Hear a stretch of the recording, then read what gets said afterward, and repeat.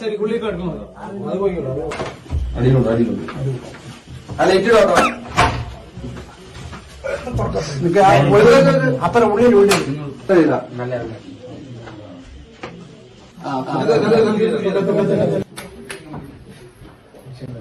ഞാൻ അതിനു വേണ്ടിയിട്ട് വീട്ടിൽ നിന്ന് ഇറക്കി വിടാൻ വേണ്ടിട്ട് പറഞ്ഞിട്ടില്ലല്ലോ.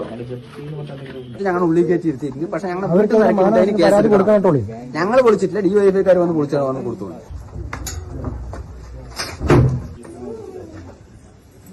നിങ്ങളെ അല്ല വീട് തുറന്നത്. നിങ്ങൾ ആര് ചോദിച്ചാലും പറഞ്ഞാൽ ഞങ്ങളല്ല വീട് തുറന്നത്. ആ വീട് നാട്ടിലെ ഡിവൈഎഫ്ഐക്കാർ വന്ന് തുറന്നു തന്നാണ് ഞങ്ങൾ അതിനകത്ത് കയറ്റി ഇരുത്തിയെന്ന് മാത്രം പറഞ്ഞത്. വേറെ ഒന്നും ഇതിന്റെ ഭാഗത്ത് വരാനില്ല. ഈ പഞ്ചാബ് നാഷണൽ ബാങ്കിന്റെ പ്രൈവറ്റ് ഫിനാൻസ് ഏജൻസിയിലെ ബന്ധപ്പെട്ട ആളുകളോട് വളരെ വിനയത്തോടു കൂടിയാണ് ഞങ്ങൾക്ക് പറയാനുള്ളത്. ഈ കേരളത്തിനകത്ത് ഒരു സാധാരണക്കാരനും വീട്ടിനകത്തു നിന്ന് വീട് പണയപ്പെടുത്തി ലോൺ എടുത്തു എന്നതിന്റെ പേരിൽ വഴിയാധാരമാക്കാൻ സമ്മതിക്കാത്തൊരു നാടാണ് കേരളം. അതിന്റെ പേരിൽ ഒരു സാധാരണ കുടുംബത്തെ പടിയിറക്കി വിട്ടുകൊണ്ട് അവരെ തെരുവിലേക്ക് തള്ളിവിടുന്ന ഒരു സാഹചര്യം സൃഷ്ടിച്ച ഈ അധികാരികൾക്കെതിരെ ഡിവൈഎഫ്ഐയുടെ ശക്തമായ പ്രതിഷേധമാണ് ഇന്നിപ്പോ ഇവിടെ.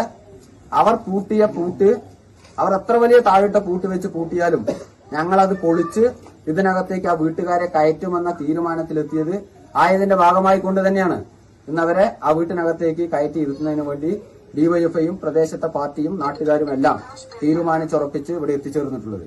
മറ്റൊരു കാര്യം, ഇതിന്റെ പേരിൽ ആ വീട്ടുകാർക്കോ ഇതിന്റെ ഉടമസ്ഥർക്കോ എന്തെങ്കിലും തരത്തിലുള്ള മറ്റ് ഭീഷണികളോ നിയമപരമായിട്ടുള്ള നടപടികളുമായി പോവുകയാണെങ്കിൽ അതിനുവേണ്ട എല്ലാ സപ്പോർട്ടും ഈ വീട് പൂട്ടിയ തീരുമാനത്തെ പൊളിച്ച ആ പൂട്ട് പൊളിച്ച് അകത്ത് കിടക്കാൻ ഞങ്ങൾ കാണിച്ച പ്രവർത്തനം, ആ പ്രവർത്തനത്തിന്റെ പേരിൽ പോലും നിങ്ങൾക്ക് ഇതിന്റെ ഭാഗമായി പഞ്ചാബ് നാഷണൽ ബാങ്കിന്റെ ഉദ്യോഗസ്ഥർ കേസെടുക്കുകയാണെങ്കിൽ ആ കേസുകളെ പോലും ഞങ്ങൾ നിയമപരമായി നേരിടും.